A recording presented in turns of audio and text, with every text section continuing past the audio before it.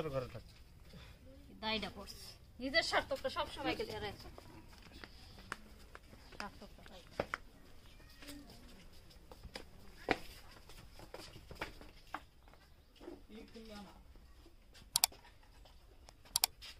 আমরা সব অটো করা সামগর গো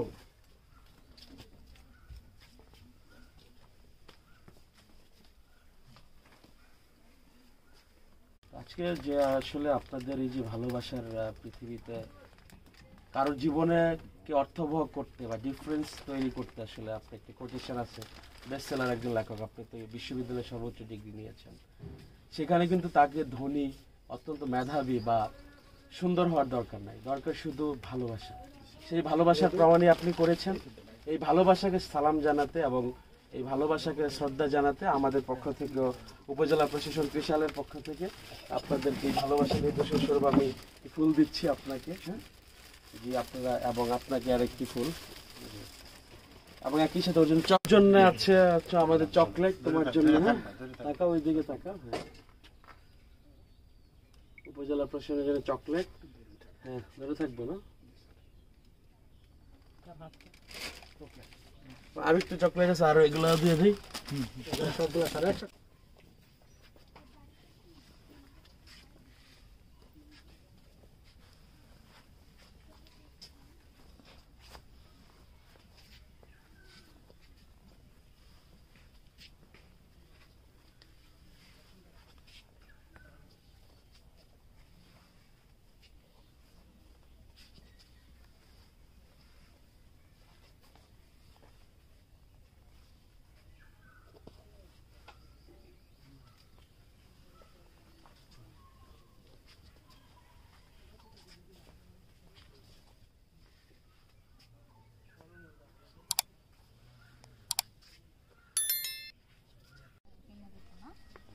বছর ঘরে থাকে দায়টা পড়ছে নিজের স্বার্থটা সব সময় কে দিয়ে রাখছে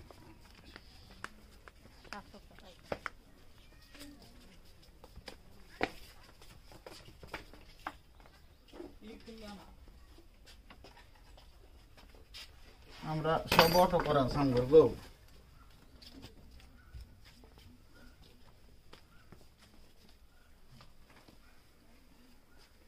আসসালামু আলাইকুম। জি ওয়ালাইকুম সালাম। আপা কেমন আছেন? জি ভালো।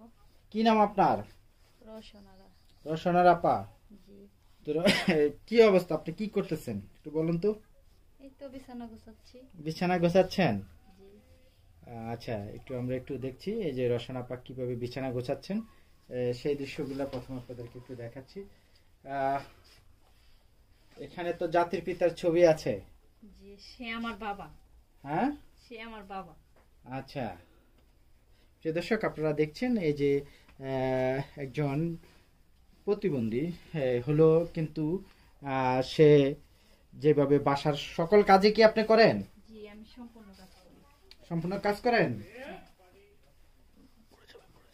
পরে একটু সামনে আগান, দেখি পরে যাবেন তো আপনি। পড়বো না? পড়বেন না? আচ্ছা এই যে বালিশ, এখন তো বিছনা তো সুন্দরই আছে, তো নামাজ পড়তে পারেন? হ্যাঁ নামাজ পড়ি। আচ্ছা নামাজ কি উপরে পড়েন নাকি বাসার নিচে পড়েন? নিচে এসে বসে পড়ি। নিচে এসে বসে পড়েন। আচ্ছা আপনার সাথে আমরা কথা বলবো একটু বাইরে গিয়ে। আচ্ছা ঠিক আছে।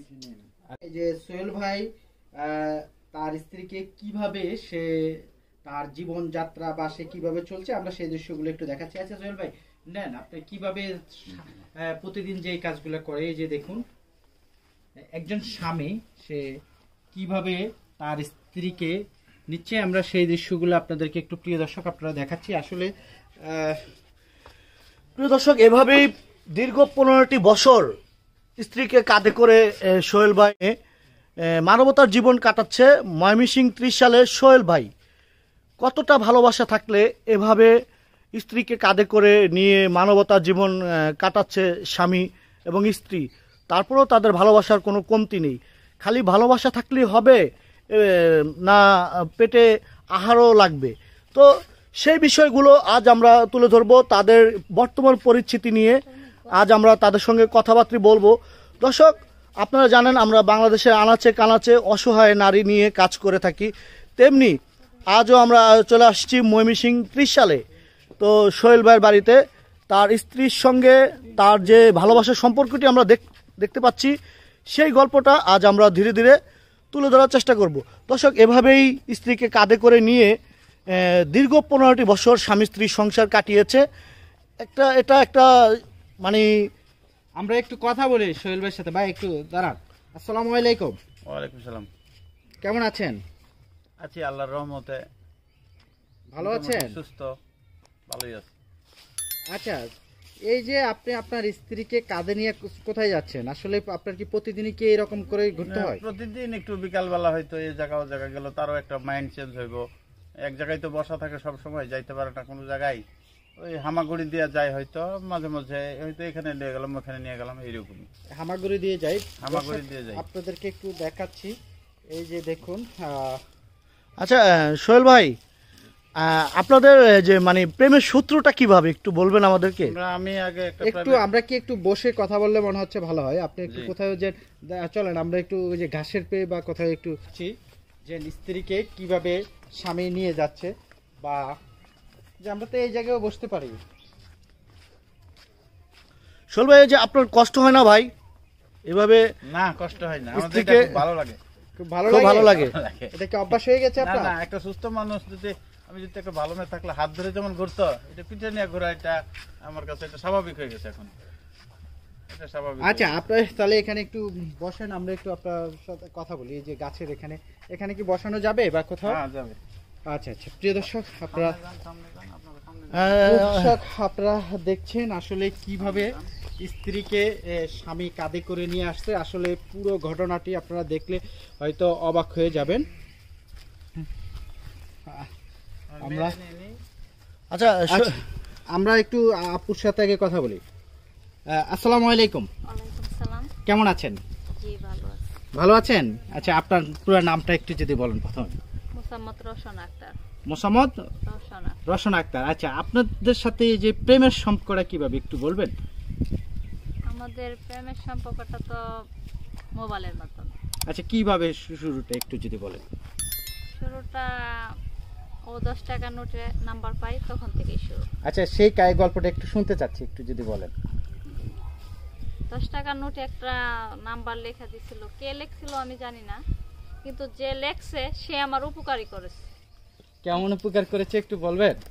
উপকার করছে কারণ সে যদি হয়তো নাম্বারটা না লিখতো তো উনি হয়তো আমার নাম্বারটা পাইতো না। এটা কত বছর আগের কথা? 15 বছর, হ্যাঁ? 2007 সালে। 2007 সালে।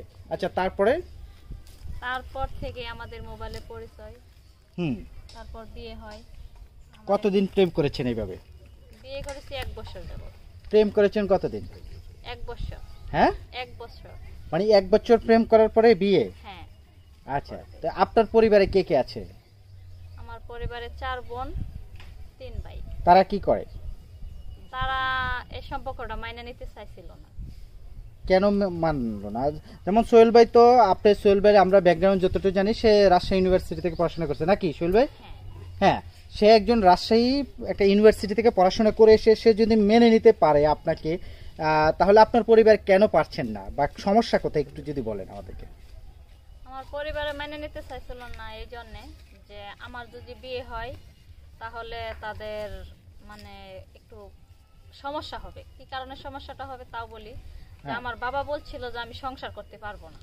আচ্ছা, তো সংসার করতে পারবো না, অথচ আমার সংসারে একটা মেয়ে হয় আমার বাবা দেখে গেছিল। তখন আমার বাবা মারা যায় 3 মাসের কোলে রেখে আমার মেয়েটাকে। আচ্ছা। তারপর আমার মেয়ে যখন বয়স 6 মাস, তখন তার চাকরি ছিল।